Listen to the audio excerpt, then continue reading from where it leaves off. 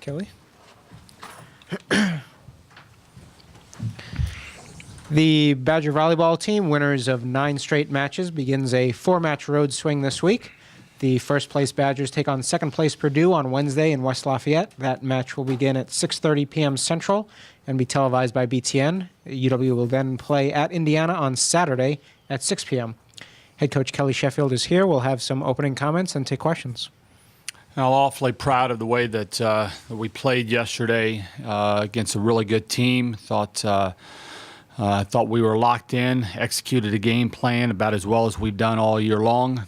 And just got some really balanced effort and just some great individual performances as well yesterday. We've got Purdue, fast turnaround, 72 hours, playing a team that's second in the conference, and so we understand that we've got to get past this match pretty quick and go into a place that we haven't won in a long time against a really, really talented, well-coached ball club.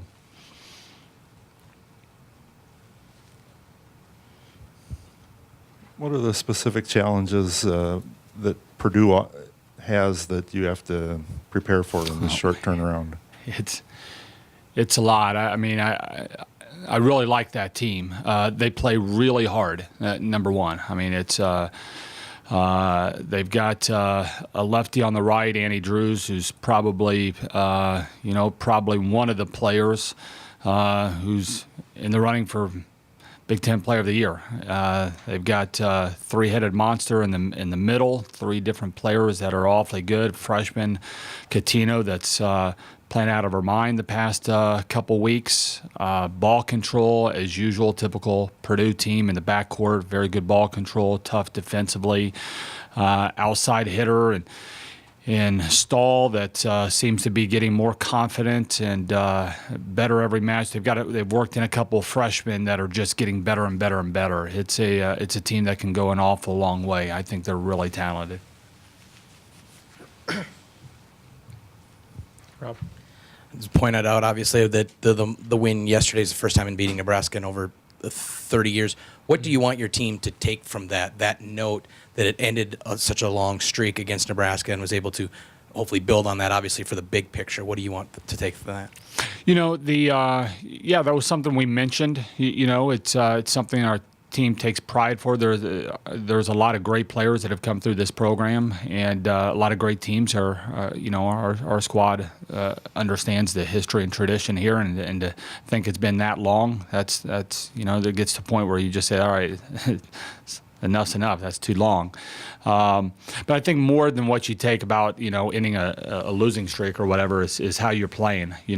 I thought our team was. We were excited about playing. They generally are going into a match, but I thought we were really locked in and focused and executed the game plan. I thought we communicated great. There was a lot of challenges with Nebraska. There's a lot of subbing that goes on that makes it really tough. That they change their serve receive patterns and where people are going. So and they've got hitters that can do a lot of different things. And it just staying one step ahead. I thought we missed some of those early on in the match. As the match went on, I thought we did a better job of communicating at the net.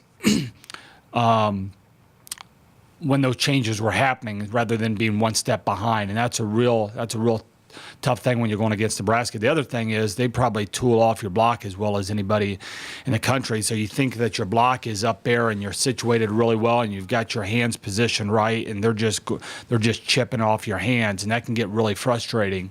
I thought our blockers did a really good job of just moving on to the next play quickly. So I'm not sure it's the win and the loss or anything like that you take away from it as much as how you played and the toughness that you just stayed with throughout the match. I think that you take away that a lot more. Hobie.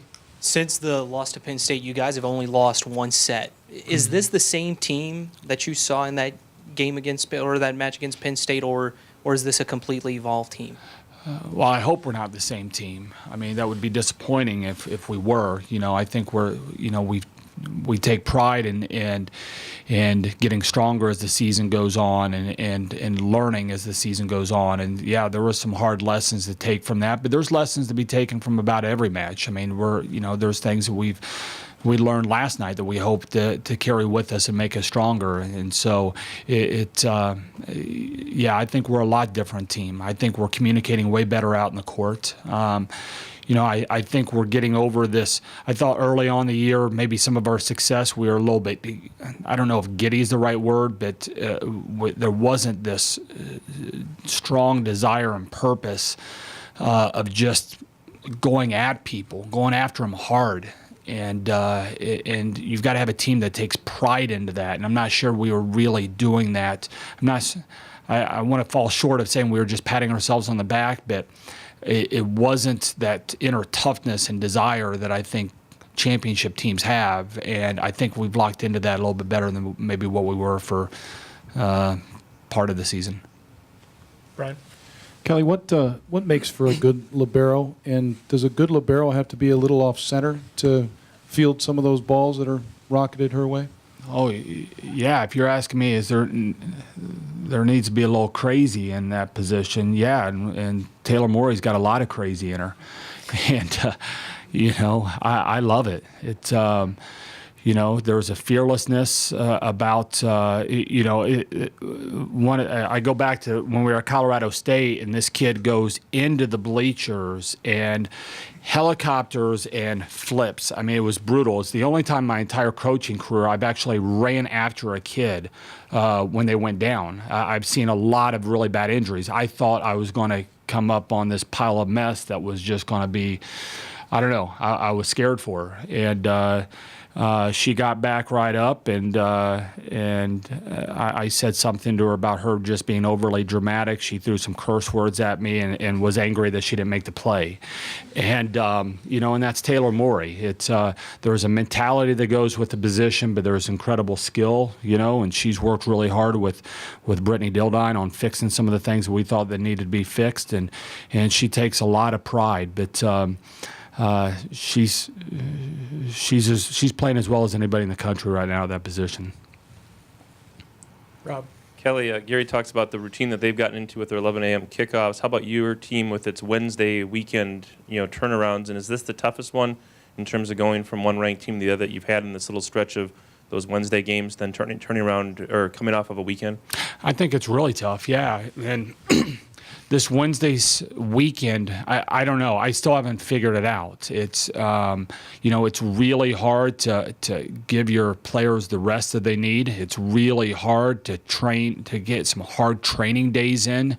But on the other hand, you're able to break down more film. You're able to put together a better scouting report and get your team to understand that. But from a training perspective, a rest perspective, it's really tough. We're traveling way more. The second half of the schedule is way more challenging than what it was the first. We're going to be on the road 7 of the next 10 matches. That's going to be it's a flip-flop of what we had the first. So the travel is going to get harder from here. We're playing a lot more teams in the top half of the conference than what we did the first 10. So it's bear down here from now on. It's going to get a lot tougher. And to clarify, you're going down, coming back, and then going back to Indiana? Or? Yep. Yeah. It's we'll leave tomorrow night we'll have a practice after classes tomorrow. We'll miss Wednesday night or Wednesday classes, fly back after the match, classes and practice Thursday, Friday, and then head back Friday night down to Bloomington. Brian? Indiana fan or Purdue fan growing up?